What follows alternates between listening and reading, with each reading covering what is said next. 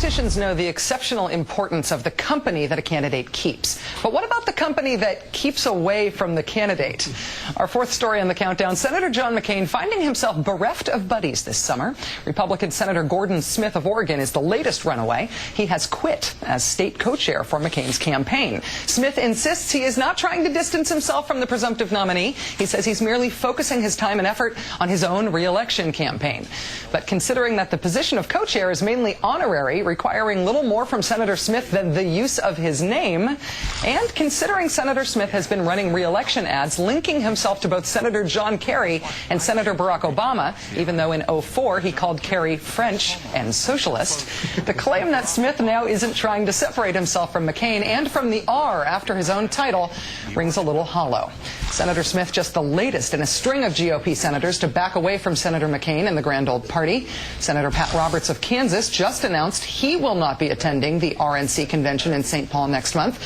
Also skipping the festivities, Senators Ted Stevens, well, understandable considering he'll be preparing for his corruption trial, Elizabeth Dole, the aforementioned Gordon Smith, Susan Collins, Chuck Hagel, Wayne Allard, Larry Craig, also understandable considering the awkward proposition of Craig flying in for the convention to the Minneapolis airport, home of a men's room that holds a very special place in Senator Craig's biography.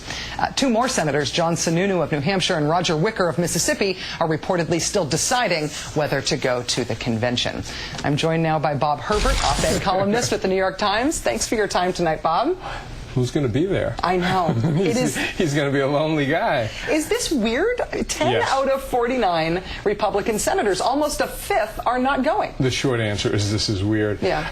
Actually, the Republicans are demoralized, and the Republicans in Congress are demoralized, and they have reason to be demoralized. I mean, things are really turning against them. They don't have the issues.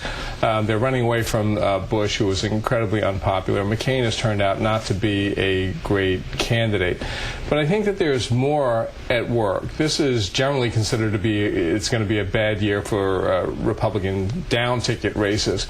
But I think there's a longer-term problem for the Republicans because that conservative to right Republican philosophy has pretty much played out. I mean, it's bankrupt now. I mean, you've had this war, which nobody thinks was a good idea, but you've got a war where the country is not paying for it.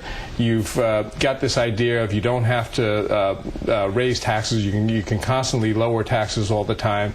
There's the incompetence that everybody saw after Katrina. So the Republicans are worried about a long-term problem. And then one other point. In addition to having the issues against them and having an unpopular president, you've got demographics working against the Republicans now. I mean, you've got a younger electorate coming along, and ethnic minorities are going to be a larger portion of the population over the next 10, 20, 30 years. So the Republicans are looking at some real problems. One of the things that we talked a lot about heading into the general election campaign is how McCain would strategize against the Democrats casting him as being too close to Bush. One of the things I'm wondering now with all these defections, not only from the convention, but from McCain personally, is are Republicans making a distinction between McCain and Bush?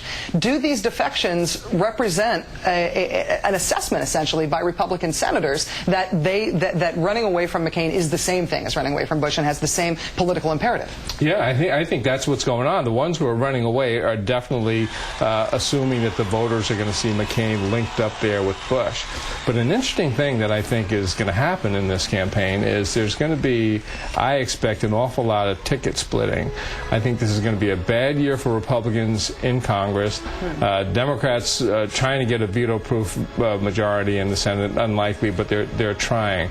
But I think there's going to be a lot of voters who are going to vote for Republicans in Congress, in the House and the Senate, and not going to vote for Obama or will vote for McCain.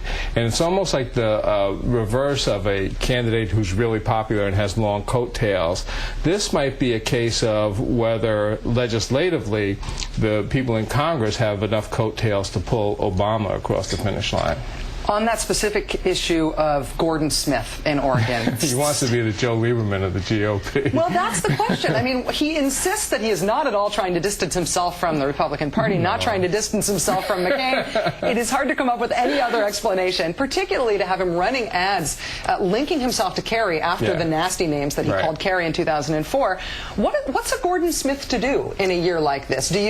Should he just come out and say, yeah, I am distancing myself from the Republican Party. I'm not in favor of them. I'm not in favor of John McCain's election. How far can he go? Well, sort of the built-in hypocrisy of politicians won't permit him to actually do that, you know. But that's essentially what he's doing. He's doing that in effect. He's saying, you know, look at me and associate me with the Democrats who are running in this race and with the Democratic issues that you favor in this race out in Oregon. So, and then he's trying to just hold on. We'll see if it works. Bob Herbert, op-ed columnist for the New York Times. It's great to have you here. Thanks for coming in. Rachel, thanks a lot.